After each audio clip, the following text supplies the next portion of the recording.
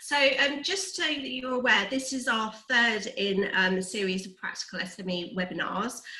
Just a quick preview of our next one. The next one is going to be talking about investment, about how to get investment or potentially even how to sell your business and how to get money from other stakeholders. And what we'll be doing is talking about the best way for presenting your information and also preparing you for it. That webinar, we're going to be joined by Nigel Elks from the Business Board, who runs a specialist boutique. It's really essentially a corporate finance boutique for SMEs for £1 to £10 million. So it's a perfect person to talk with about what are investors looking for to make sure that you get the maximum amount of money when you're either looking for investment or you're actually looking to sell your business. But that's next time, that's in November. But do let us know if you just want to be, because we're doing these rolling every 2 months, if you want to just be always booked on, just save having to remember, just put number 1 in the chat so that we can just automatically book you on so you don't need to do the admin going forward. Okay, so Pete, what have we had in the chat so far? Yep, so we've got a bit of a mix.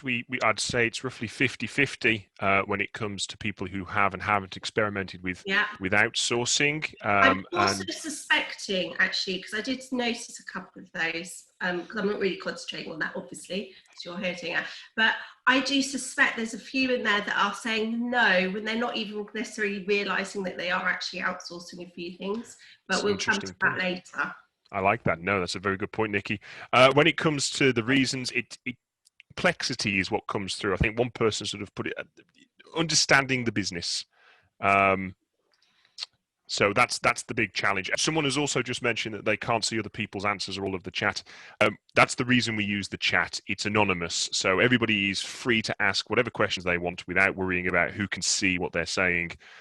Anonymity is kind of the reason we use the chat rather than the Q&A function. Yeah, and I think some people are also putting it just to panelists, which is absolutely fine. So we're only able to see what people are writing, not necessarily everyone else. If you're a bit shy, it's fine. But yes, so that's the answer. Basically, I think it boils down to the complexity of the business and how you get started, which I'm pretty sure we're going to be answering that one as we go. Yes, fantastic. So I just want to go straight in, and if we go to Stephen, I just want to go through a little bit with Stephen with you on, so if you can introduce yourself to everybody, what's your background, and how have you started with outsourcing?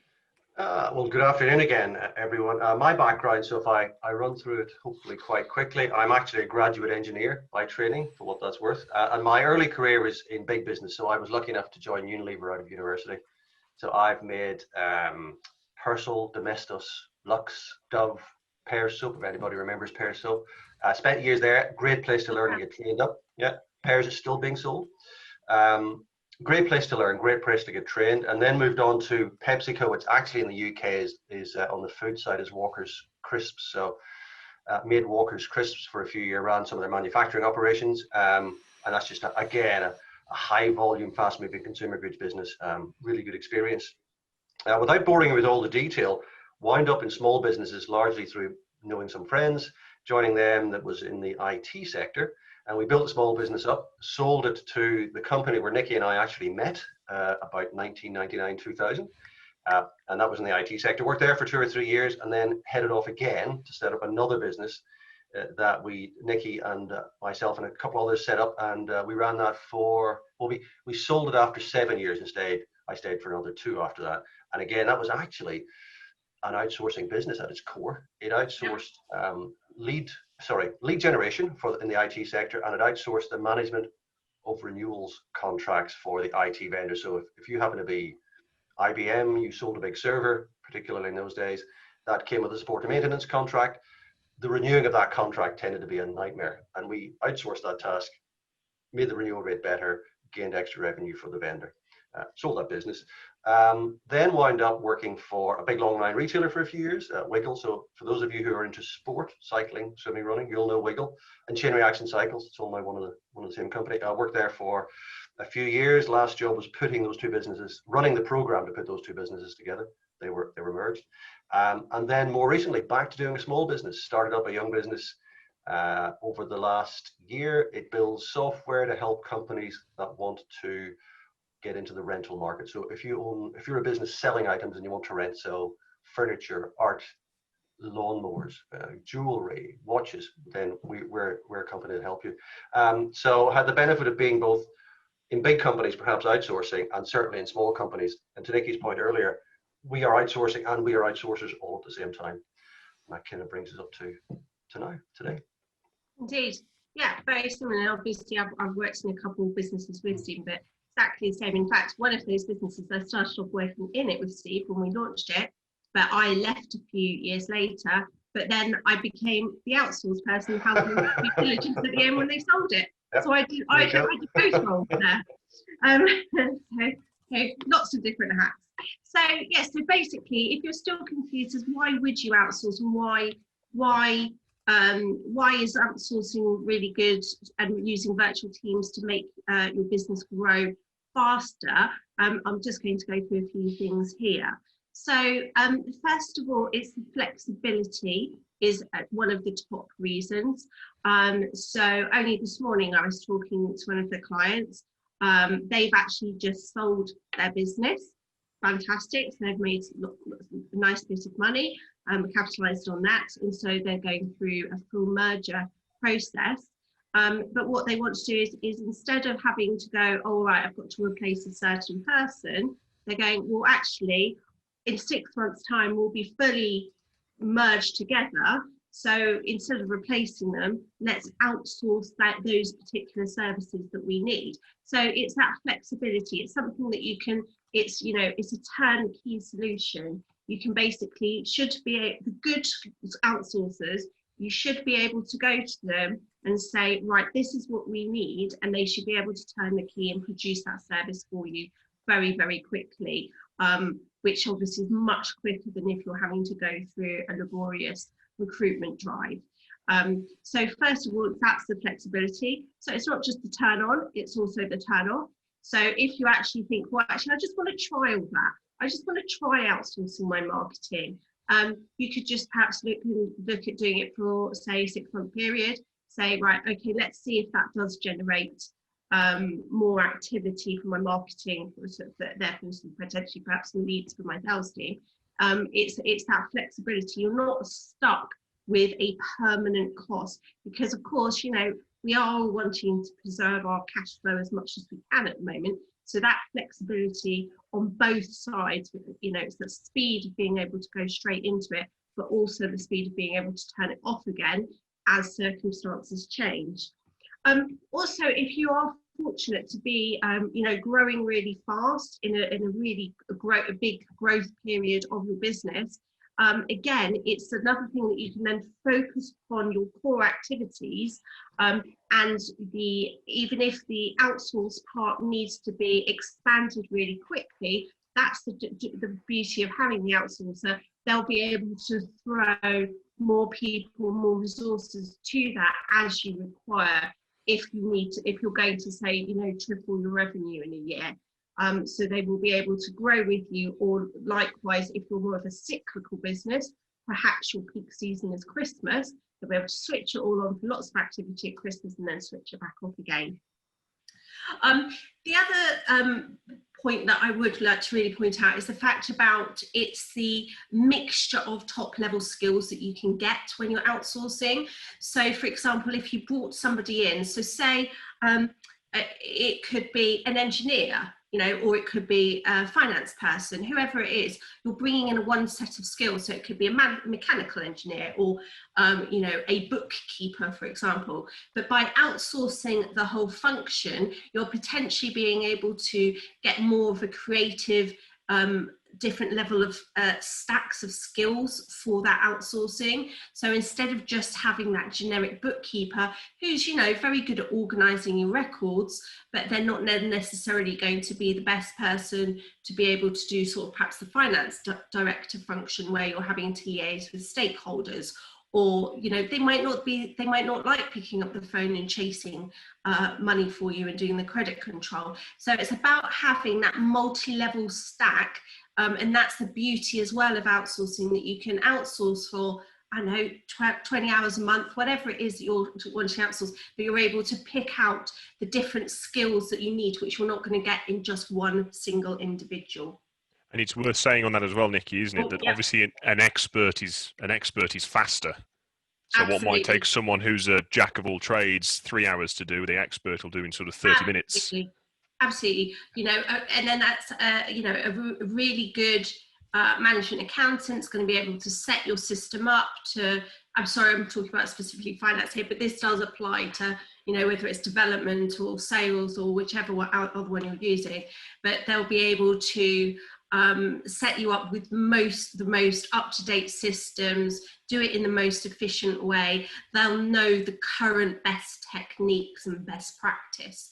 You know, and that it's otherwise you could otherwise be bringing someone. It's like utilizing a family lawyer who all they do is divorces, but trying to use them to do your criminal litigation. It doesn't work. They're two very different things. You need to use your specialist in the bit that you actually need. So also another aspect is international. So big global companies are really used to having lots of different teams all across the globe. Now, if what we find is we get a lot of international businesses coming into the UK, because the UK is still very attractive, you know, especially to, you know, America, South Africa, Australia, Canada. You know, we're still, you know, really high up, and it's still the gateway, even though we're not part of Europe.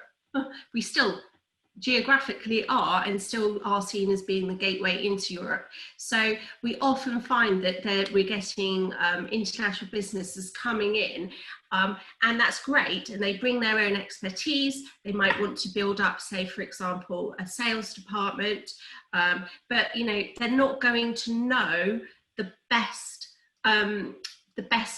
things for perhaps their marketing of the local area. You know, you'll find like Japanese marketing is going to be extremely different to the marketing specific for the European market. So things like that. So often what they will want is they will hire specialists. They will hire their sort of core service that they're wanting to do in the country, but they will utilise outsourcing for the bits that might need to have more local knowledge. And so, you know, marketing is a prime example of where you do need to really understand your audience, and therefore you need that local knowledge. And yeah, I think I've heard enough for myself for a minute. Steve, is there anything else you think makes of the things of that making it super fast to grow?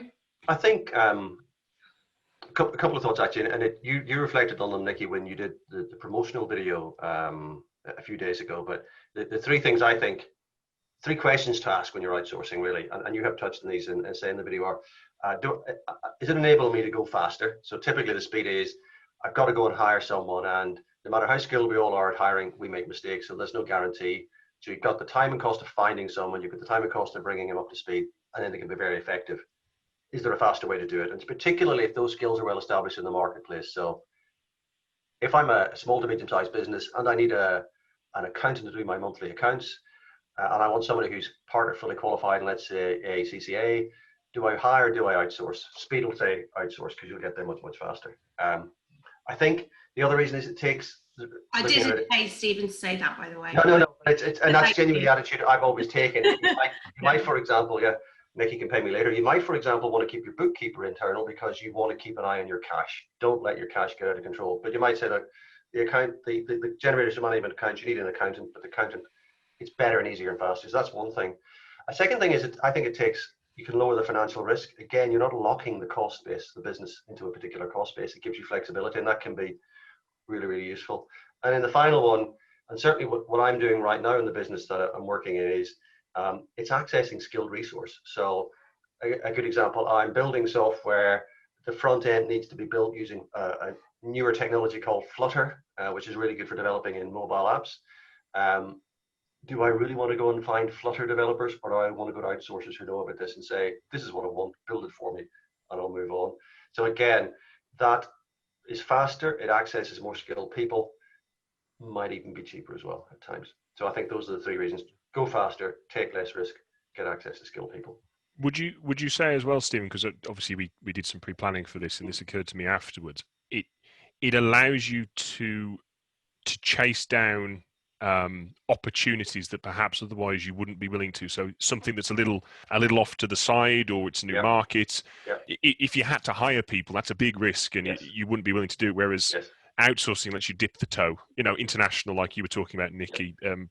Europe's not going away just because we're putting a bit of a barrier between us, and in fact, it may well be an appealing market for some people, but too expensive to hire into and so on. But something through outsourcing would let them. Have you had any experience with that, or is that? I think actually in the development side, yes, because you have we build platforms and we need various front ends put on those platforms, and you write a customer and then says, I have a real desire to do it in this way. If I had a hire in to do, and this was new, let's say it's somebody slightly unusual, and to your point, we think it's an interesting area to get into. If you had to go and hire a team to do it, you go, no, I'm just not going to go there. If you can outsource it in a project, it's a much easier decision to make around what's the cost, what's the benefit, and should I go ahead? So I do think it lowers the barrier to trying things out. It definitely does. Okay, that's excellent. I mean, I'm conscious of time. What we were going to do, so a few people have been popping questions into the chat as we go, and we're going to move on to a new subject in a second. So if there's anything you wanted to ask around this section, please take the opportunity to do it now. And then Nikki, I think we were going to ask a quick poll here because we talked about a lot of different options. Yeah, if you wanted to just have a quick look through which questions to pick out. But yeah, we were going to have a quick poll so everybody on here. So what do you think makes a virtual Teams more tempting? And are they just selecting one on this? They can select multiple, so there'll be multiple reasons. So I'm going to launch the polling now for everybody. So launching the poll. So I'll just quickly read it out, but obviously you can read as well. So is it for grow faster? So there's no reason for people less risk, no staff overheads, flexibility. Is that what you're excited about? Is it the quality, using an expert when needed? The availability, yeah, that's a good point. We haven't pointed out at that fact. Go global for 24 operations. Morale, yeah, so core staff can concentrate. That is a really good point. And focused, do the bits that you do best, bits that you enjoy. I'm going to end the polling there. Thank you to everybody who have voted. I will also just share the results because I think they're quite interesting there. Out in the lead, we had flexibility, which... and that's interesting because I did talk about that quite a lot at the beginning as well. Yeah. Good. Yeah, we zoned in on the right thing. Quality. Focus. I mean, we didn't talk about that, but obviously, Steve and Nikki, it's you do what you get paid for actually what you do, but there's a lot around running a business that distracts and causes noise. And we can talk a bit more about that later as well. Yeah. Yes. I think the other point just to make, and I know morale, funny enough, didn't come up with any results, but one of the thoughts occurred to me as Nikki was chatting was, in a perverse way, outsourcing can help your company culture. So we've experienced, again, the business Nikki and I were together in where the culture is fantastic when there's 10 of us. It's great. But when there's 100 of us, the culture changes.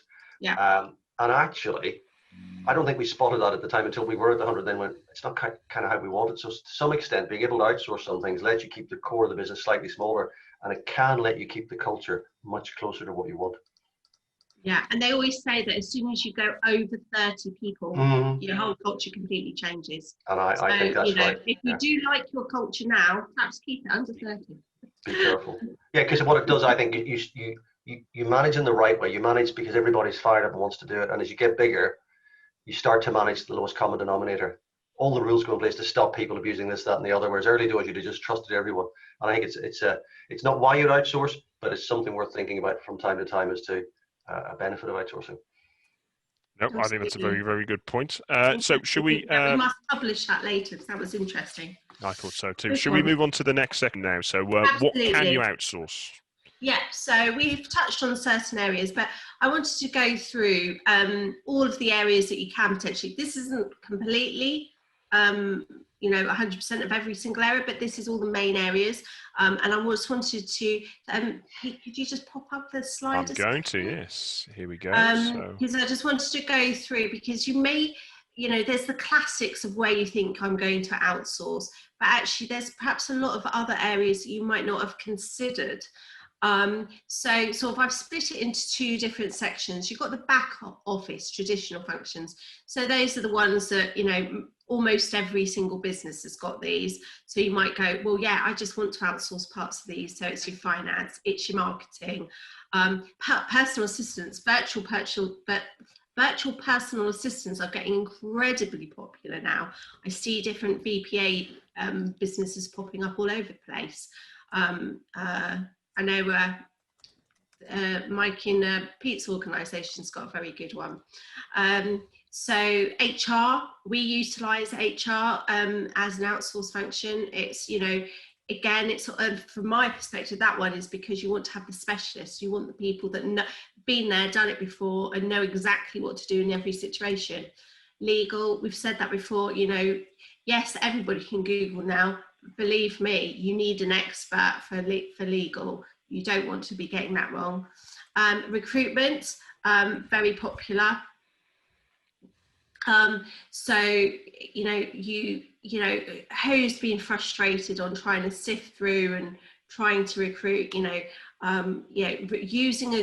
finding a good recruitment agent is worth their weight in gold. I mean, we used to have an excellent one that we used to use, and I think basically she recruited half our office for us. So, you know, those are all more traditional ones and ones that you probably expect to often utilise.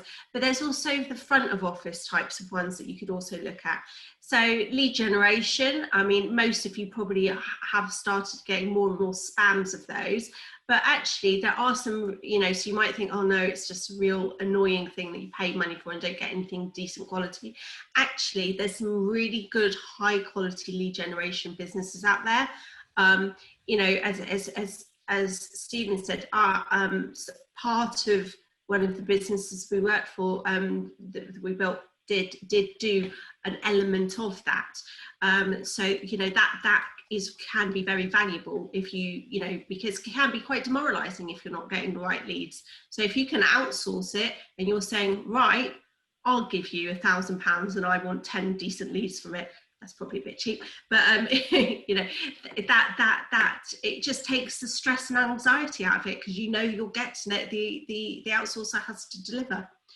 Sales. Now, people might be surprised about sales, but actually think about it. There's an awful lot of businesses that we deal with that are really good specialists at what they do. You know, might be fantastic IT specialists that can build up beautiful systems or fantastic software, or might be really good engineers that do, you know, really intricate, high, innovative air conditioning systems, or, you know, the engineers that build bridges or whatever. But that doesn't mean they're a salesperson. And a lot of specialists really hate the sales part of the job. So if you can outsource that part, that can work quite well as well. It's got to be in the right, you know, there are pros and cons to that. So but with all of these, you've got to do it in the right way. But if you can do it in the right way, that can work really well in sales. Development. So yeah, Stephen mentioned we've done that before. Outsourced development. I've been in lots of, before running my practice, I worked in quite a few different technology firms. And, you know, that's nothing new. It's, you know, if you've got a specialist part that you need to develop, you need to go to the specialists. And that is, you go to the experts, because they'll do it quicker, you know, and doing things on time and in budget, really, really important. Project work. So, you know, there might be a one-off bit of work. You know, we all had that dreaded DPR stuff that we had to do a couple of years ago. It's essential. It affects client facing, but who really wanted to do that? So, you know, I outsourced that part. I just thought that's really not my bag. I got a specialist agency to do that for me. Finally, delivery. So sort of, this sort of, I was sort of toying, do I put that in the front of office or back office? But I was thinking, well, actually, no, front office, this is what interacts with your clients, how you actually get your goods delivered. So you might think, okay, well, you know, the big, even like the huge conglomerate, you know, the huge big companies, say Tesco's or whatever, you think, oh, well, surely you see all those Tesco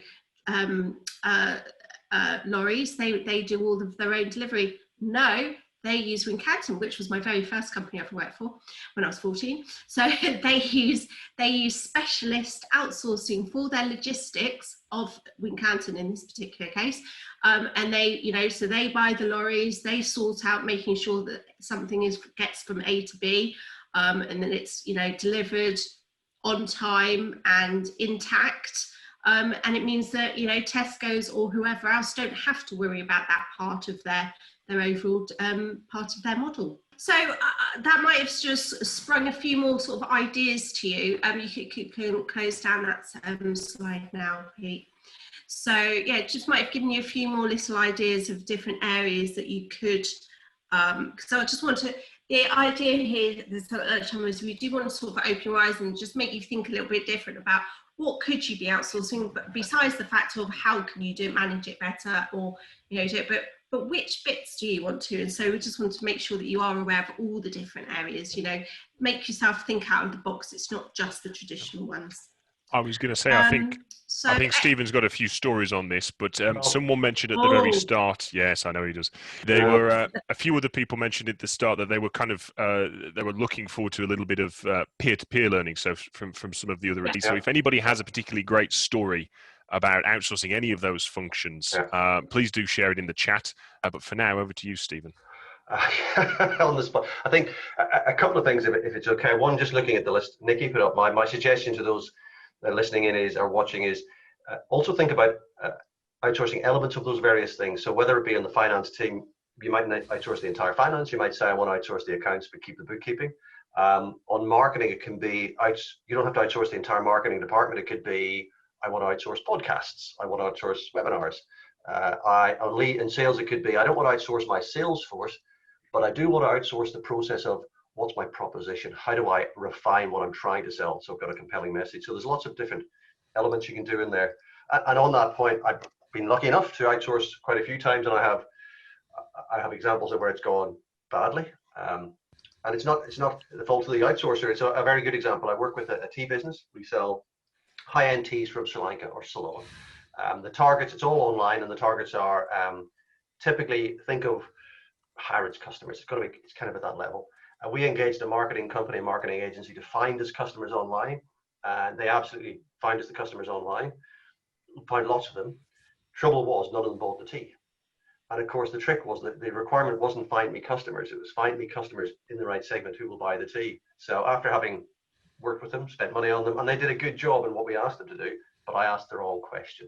So I think for me, that was a learning. And the thing I keep telling myself, and I should know this better by now, is when you outsource, you don't fire and forget. You put a lot of time into making sure you're managing that relationship. Make sure the outsourcer knows what you want. Make sure you know what you want, and make sure you're managing it. And whether you're measuring that by results, which would be better, time spent, not as good, or something else, make sure you know. Otherwise, it has a tendency to end up in tears. No, I agree. And in fact, we've just had someone pop in the chat their experience. Thank you very much for sharing that. That they exactly the same situation. Yeah. So they weren't tight enough on what the service was being offered. They were quite, I think I wouldn't like to, they haven't said specifically, but I can imagine marketing when wanted a specific lead gen type thing, and the success factors. So this is what success looks like, and that's a big. Oh, he's clarified that it was sales and lead gen. Yeah, that's a classic one. Google getting to #1 space in Google.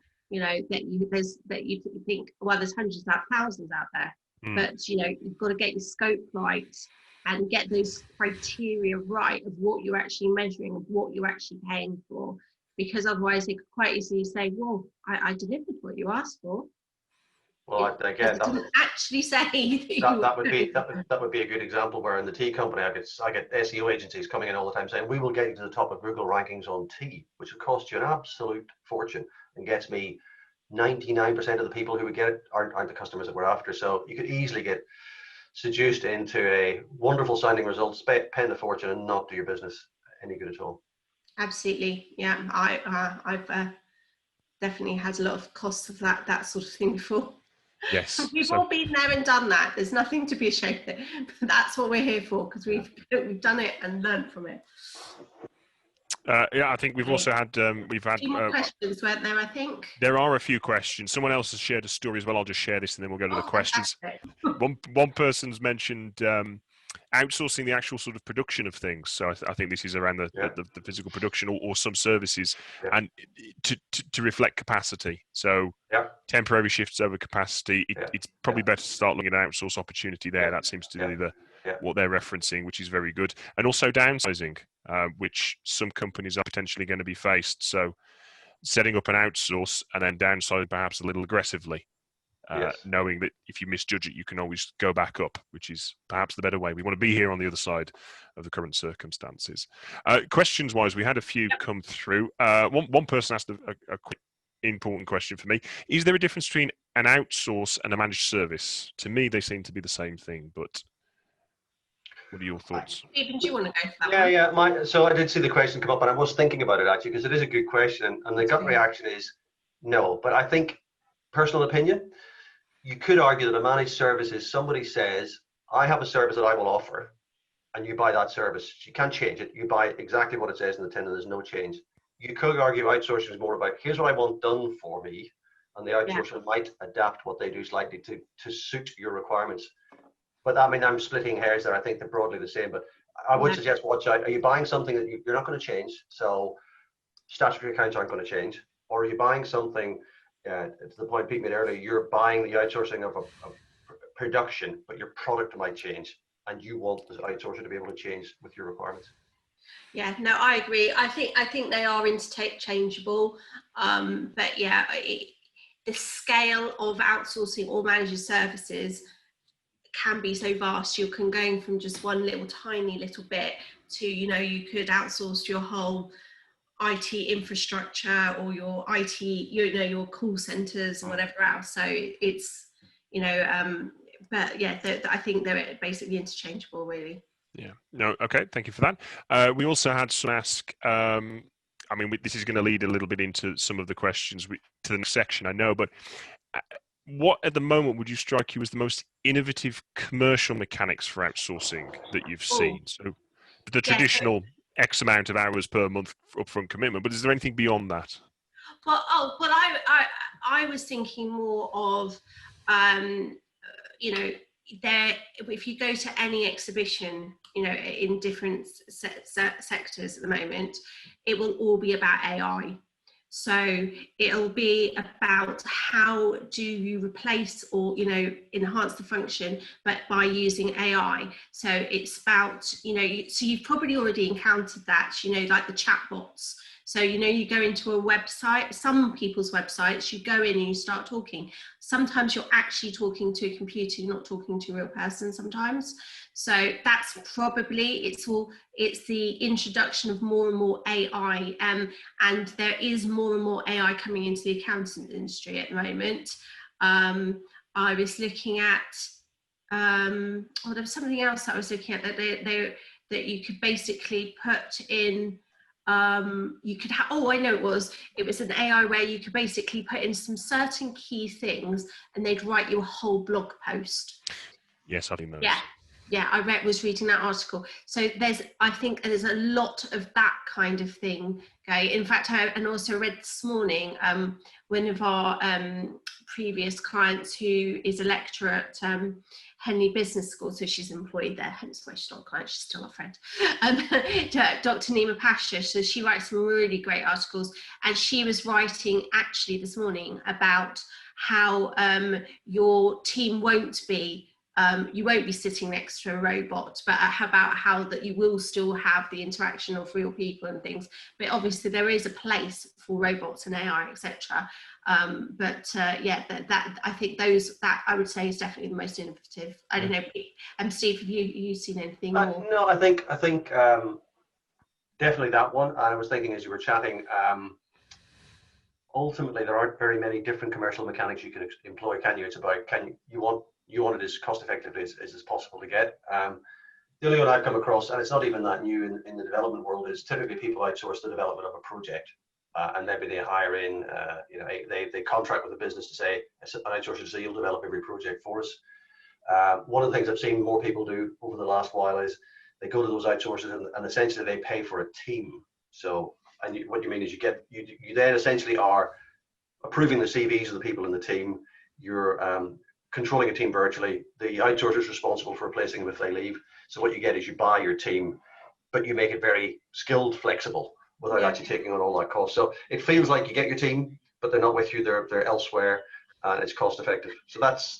Yeah, actually, I've just thought of one which actually is quite old because it was when we were at Morse. So do you remember when it was the very start of text messages, and we very first started doing, you would be able to donate to charity through text messages. And when we took it on, it was one of the salespeople that sold the idea. We didn't have a clue how to do it, but as usual, Stephen's team has to work out how to actually do it, and delivered it. But I mean, that is a bit of an old one, but actually that sort of stuff is really quite exciting.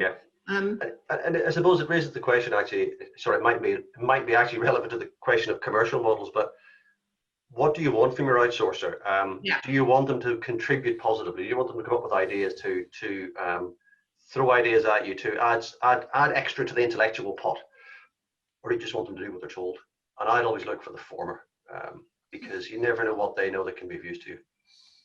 No, that's an excellent point. In fact, I think we kind of need to move on a little bit. I'm conscious of time. And in fact, we've got a bit of a question here that leads nicely in. So someone has asked, so all of the list of options, where's the best place to start? Now, I know we're going to talk about how you manage an outsource, but we were also going to talk about how you start. Do you want me to go straight into where to start outsourcing? I think it might make sense. Let's go straight in there, and then we'll do the managing. Well, I'll tell you what, let me ask a very quick question. Would people describe themselves as an existing team? You've got an existing business, several employees, and you're looking to bolt on or maybe shift out some of the experience, some of the tasks, or are you sort of very early startup and you're thinking, you know what, I'm going to build a small core team and I want everything else to be out. So if you're an existing team looking to outsource and move tasks out, then please put number 2 in the chat. If you are a small startup team, please put number 3 in chat, and just help us guide. Already got a few people coming in. Is going to cover both, so don't worry. That's excellent. Yes. So we do have a mix already. It's coming through. Okay. So back to you, Nikki. Where to start? Okay. So number 1, I'll go through it a little bit first, and then put the slide up at the end. That's fine. So where to start? First of all, dust off your full business plan and get it up to date. If you can't actually find it, develop one. So I'm being polite there. Because before you work out what do you need, what are you going to outsource, you need to work out what you actually need in the first place in order to do your business. And when I say about your business plan, that's not just a financial P&L. It's a proper business plan, as in, your resourcing plan, what sales are you going to be doing, how are you going to deliver that, what operational requirements you've got. It's a full on business plan, and we are going to talk a bit more about that. If you're still going, don't know, I haven't done a business plan, I'm not sure. We are offering something a bit later about that to try and help you with that. Then the next thing is to list all your resourcing requirements. So think about all the possible ones that you could do, or the ones that you're wanting to possibly do, and also think about very specifically the scope. That's really important.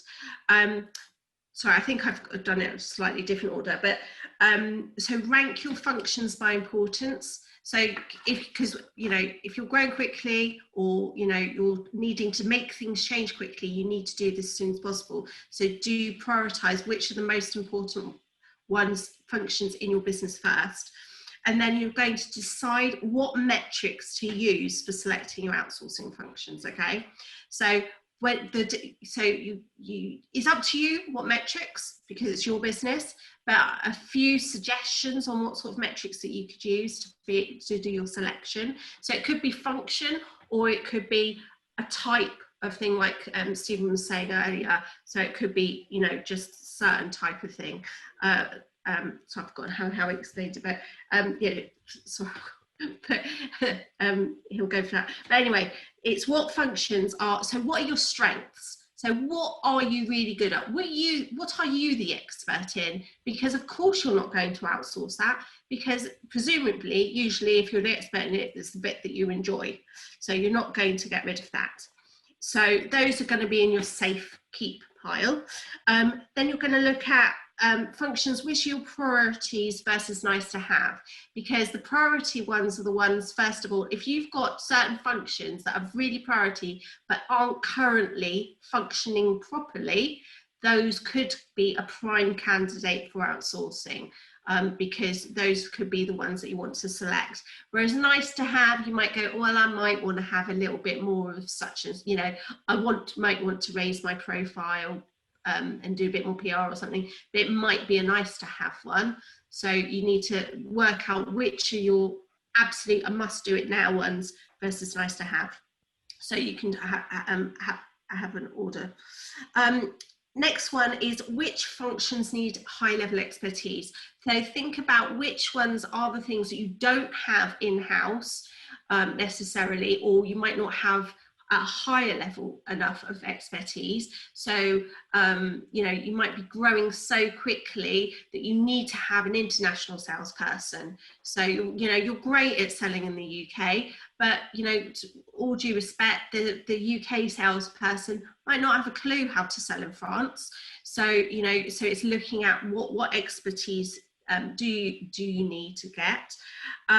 Also looking at what functions, are cheaper in-house versus externally. Now you might be surprised there, because sometimes if you scope it right, you may find that the outsourcing is cheaper if you are scoping it to the right way.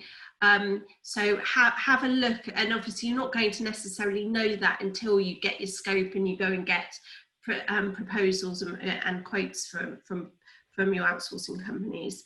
But also, sort of selected it before, but if you've got certain functions that aren't being effective now, and you need to flip that switch and make it work now, and go and outsource it, those should be high up on your list of priorities. So you can make it's almost like your matrix, just like you do when you do a redundancy. So it's not a very pleasant thing to do, but when you do a redundancy matrix, it's a similar thing to that. And say whatever's priority to you, and then go through all those different functions and rank them, and then start off with the ones at the top and do those first. Does that help, do you think, Pete? I think so, yeah. And we're tight on time, so I don't think we'll bring the slide up. Okay, but for everybody, we've fine. got all that noted down for everybody. Absolutely. We might do a little one page. And we will. There's contact details at the end. I'm always available for a chat. And I know there's a few clients on there. They always know I'm a 24/7 person. Yes. I know. I get the emails. And Australian, and then US clients. So I'm around all the time working. So, so don't be afraid to drop me a note. I'm always happy to ask anything. Excellent.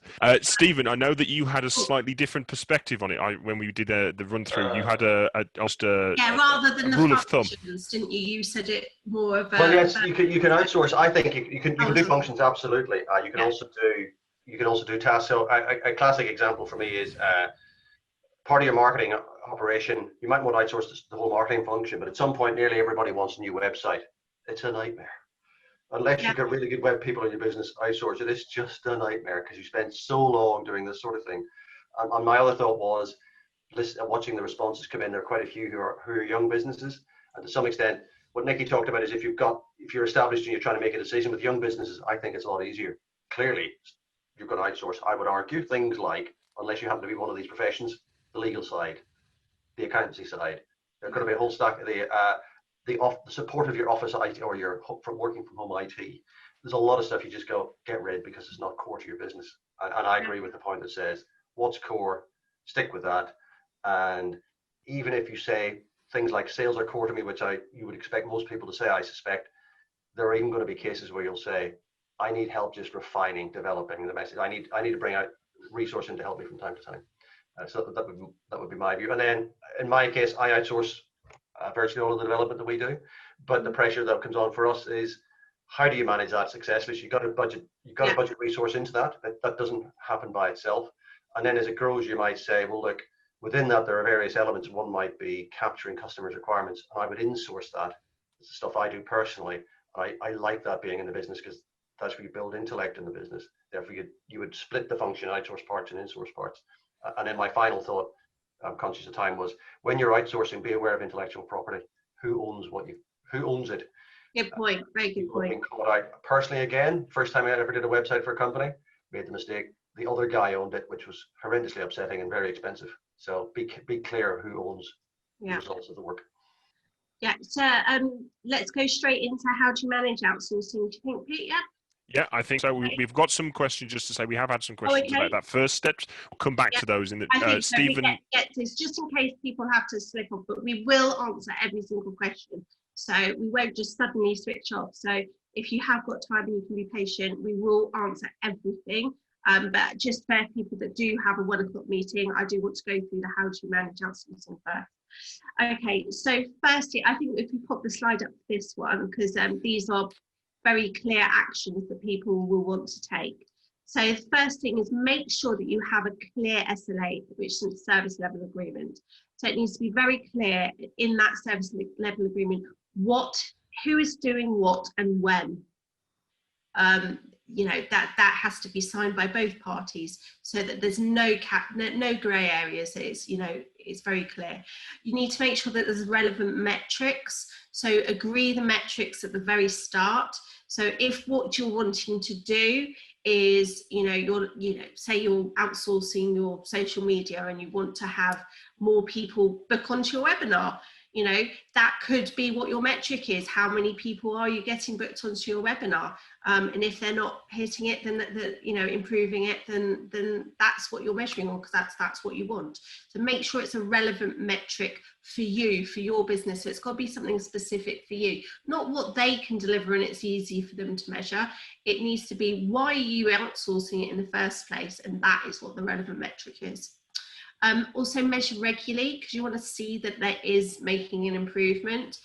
So it is working on it as per expectations or exceeding expectations. Make sure you always have joint reviews, because these are important so that you can understand how things are going.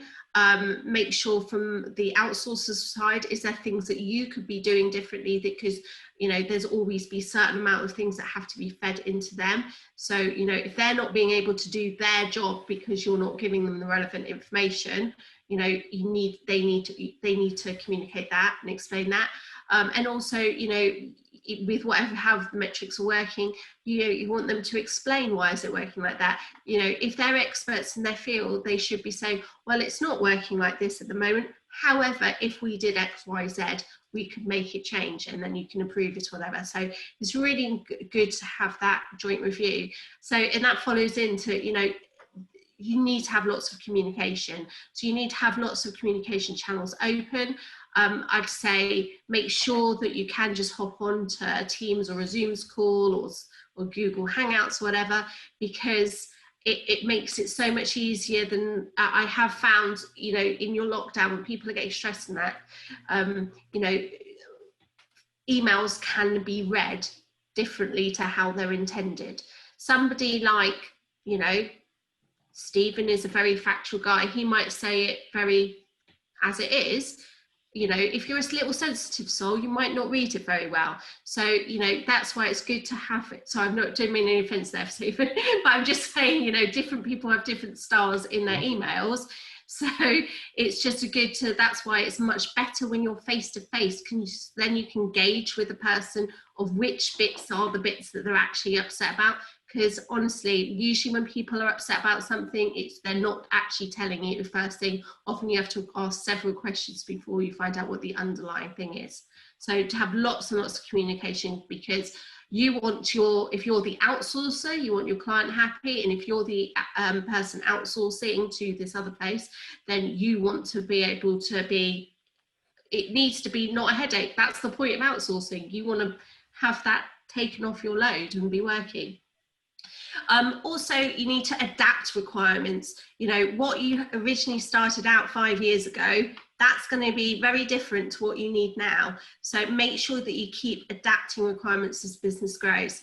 I'm not sure if one of the attendees is still on here, but I mean, I remember one of the attendees here, we do management accounts for them, and their business is changing all the time. And almost every month we're changing their management accounts pack, not because they're wrong, but what you're doing is you're adapting to get the right criteria at the right time so that they can manage their business properly. I think let's dive into questions. So no, I agree. I mean, before we do, so if people would like to ask questions now, so we've covered a lot there. I appreciate that, especially towards the end. Please do pop questions in. A bit further. Yeah, we're going to hang around for sort of 10 to 15. We're going to hang around for 10 to 15 minutes after the session. We've all agreed to that. But Stephen, is there anything you'd just like to add on top of that other managing outsource process? Hi, Pete. I think Nikki's slide said it all. I had only 2 or 3 things to add, and I agree with everything Nikki said. One would be accept that you have to put time into this. That whole outsourcing takes time. It might be stating the obvious, but I think people sometimes forget. It is not a fire and forget, as I said. You're probably going to have to manage the outsourcer more thoroughly than you manage your own team, because speaking personally, in small to medium-sized businesses, we're not the world's greatest at doing very good performance reviews with our employees and understanding what we want them to change, but you have to do that with your outsourcer if they're going to be successful for you. So that's first thought. Second thought is, I think it might come up in questions, how do you choose them? My recommendation is you can get overwhelmed with everybody offering the services.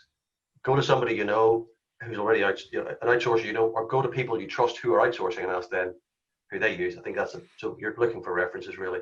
And then to one of Nikki's points about communication, a good outsourcer will want to talk to you.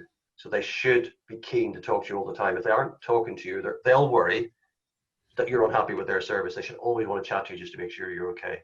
So allow for that to happen as well. So anybody who's got those contracts with access and number of hours contact and anything like that, that's a bit of a red flag. Yeah, I think so, because a good outsourcer, in my opinion, always wanted to say, hey Pete, how you doing? Are you okay? And 2 reasons. They don't want to lose your service. Actually, if they're really skillful, they'll grow their service with you as well. Yeah. Absolutely. No, that's an excellent question. Right, so I would say I want growing businesses because then my business grows with your business. Perfect. Okay, so questions. Thank you, everybody, for the ones you've put in already. Please do put a few more in. One which I think kind of touches on what you were talking about there, Stephen. So what is a reasonable timeline for, sourcing, screening and appointing, getting through the kinks, an outsourced function? Yeah. So I think a reasonable timeline, I mean, it can be a question of how long is a piece of string, but in my experience, so if I wanted to outsource a development team, I would aim to have them up and running, as an example, in easily 2 months and maybe less than a month. And actually, the reason I hesitate there is the development team will tell me, I'll ask, what do you want? And the hardest part is, right, I've got to define that very, very clearly, because if I can't, I'm wasting their time. And that's partly because when I'm going out to find a development team, I'll go to guys I know and say, who do you use? Who do you recommend? So I'm cutting out a lot of that. So it should be faster. If I want to hire in let me think, what did we do recently? An accountancy firm. We all know people. We all know Nikki. I happen to have used different people as well. That should be really, really quick. So I would have thought, typically, depending on function, you should be able to get up and running in a matter of a small number of weeks, typically. Okay, it's an excellent answer. Thank you. And hopefully that's answered the question for the person who asked it. Another one. You would talk to, I think this is related to one of the questions you asked, sort of what you said earlier about you can outsource parts of a function.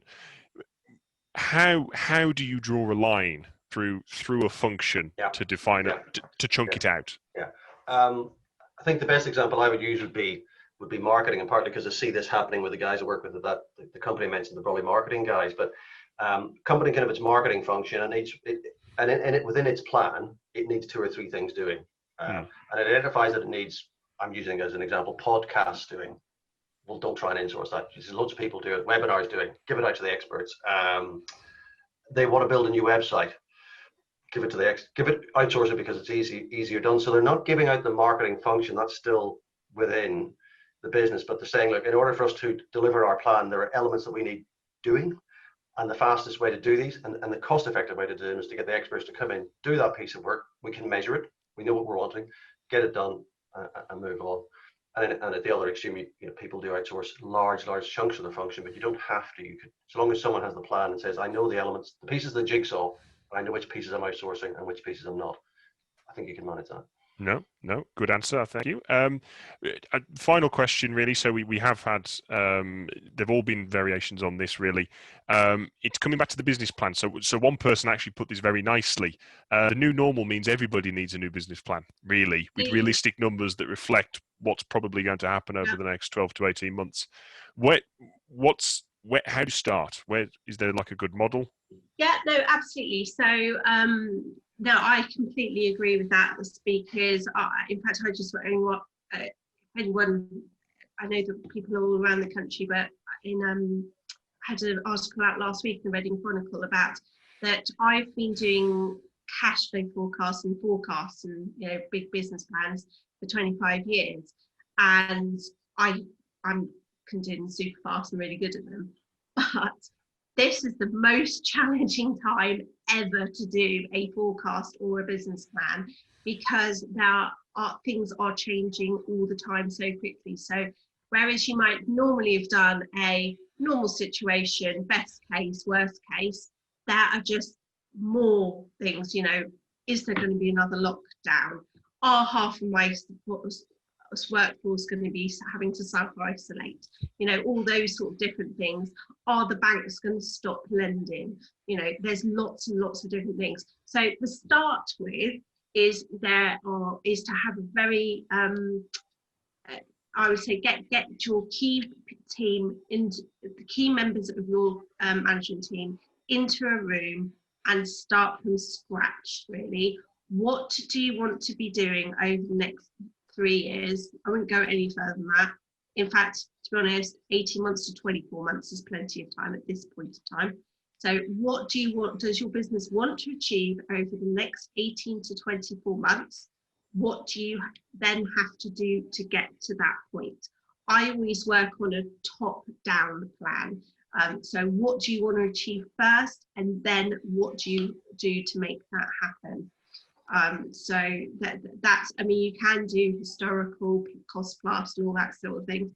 But to be honest, with business, owner-managed businesses, the best way is what do you want to achieve, and work it that way. I had someone tell me a word for that approach. Where do you want to go, and then work your way. Backcasting rather than forecasting, which I quite liked. Quite like that word. That's good. That's a good, good phrase. Nikki, you mentioned to me during the prep work. I'm just conscious the business plans. Obviously, it's kind of at the root of a lot of this. You did talk about you've done business plan workshops before, so not building a business plan, but running people through the things they should think of. Oh, okay. Yeah, I've done both. So I've done them on an individual basis, and I've done because I'm used to doing business plans for hundreds of millions to a brand new startup.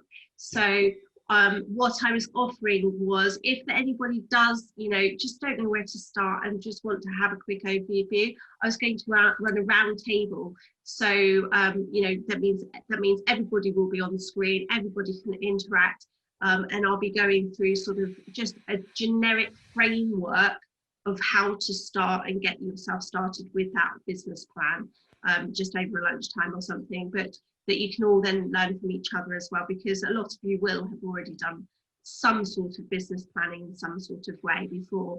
But if you just want to have, and also but specifically from that business plan, how to then put it into which bits, do you want to then isolate for your potential virtual teams.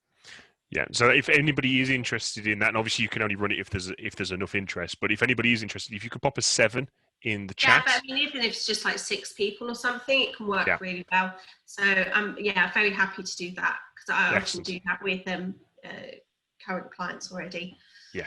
Okay, well, we've already had a few people step forward and say they'd be interested in that, so it looks like it's going to be happening. So please do, please do join. Yeah, no, okay, yeah, no, that's be careful of what you wish for, Nikki. So just to round it off, then, Stephen, Nikki, sort of a final thought each on anything we've covered today. I think the management process and where to start has been a big thing. So anything you'd like to round off with? Stephen, should we go with you first? Thank you. Nothing different. I think based on experience of outsourcing, it's a couple of thoughts. It's absolutely a good thing to do. You can be very successful doing it, and don't underestimate the effort you have to put in to set it up and then manage it. Good. Yeah. Good message. I like that one. Yeah. Nikki? Yeah. So I just want to say thank you to Pete and Stephen as well, first of all, for helping with this and brilliant contributions, and thank you very much for everyone for attending. But I just want to actually reiterate one of the points reiterate from the time perspective. But it's actually really understanding fun thing, understanding what it is you're trying to do, why are you outsourcing it, and what do you want to get from it. So really understand it, so then you can know, yeah, I made the right decision. Oh, I'm so glad I did it, because that's what you want to have happen at the end. Excellent. Well, I think we can call it there. So people are starting to leave, so we will give it a second.